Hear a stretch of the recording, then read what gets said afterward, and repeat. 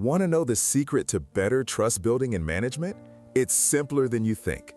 Transitioning into management, especially when you've just been promoted from a peer role, presents a unique minefield for trust and communication. As a new engineering manager, the single most critical thing to grasp is how the change in power dynamics impacts your relationships and your access to candid feedback. The casual honesty you once had is now filtered. So, here's how to rebuild that trust intentionally. First, you have to explicitly recognize the shift in power dynamics. Don't pretend it doesn't exist.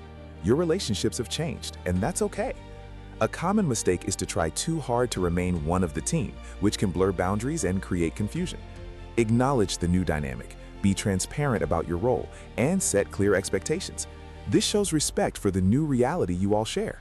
Second, immediately establish a culture of psychological safety. This is non-negotiable. It means creating an environment where your team members feel safe to voice ideas, admit mistakes, and even disagree with you without fear of negative consequences. This requires emotional intelligence on your part. Actively listen more than you speak. Model vulnerability by admitting when you don't know something, and never, ever punish someone for bringing you bad news. Third, become a keen observer of nonverbal cues. These signals often reveal the dissatisfaction or hesitation that words conceal. A shift in posture, a lack of eye contact, a change in tone. These are data points. They tell you when something is wrong beneath the surface. Here's how this looks in practice.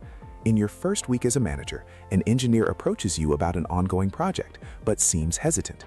You notice their demeanor changes when discussing it. Their language becomes guarded. That's your cue. Instead of pressing them in a public setting, you initiate a personal check-in later. You create a safer space for that dialogue to happen. Trust and communication aren't just buzzwords. They are the cornerstones for navigating your new role.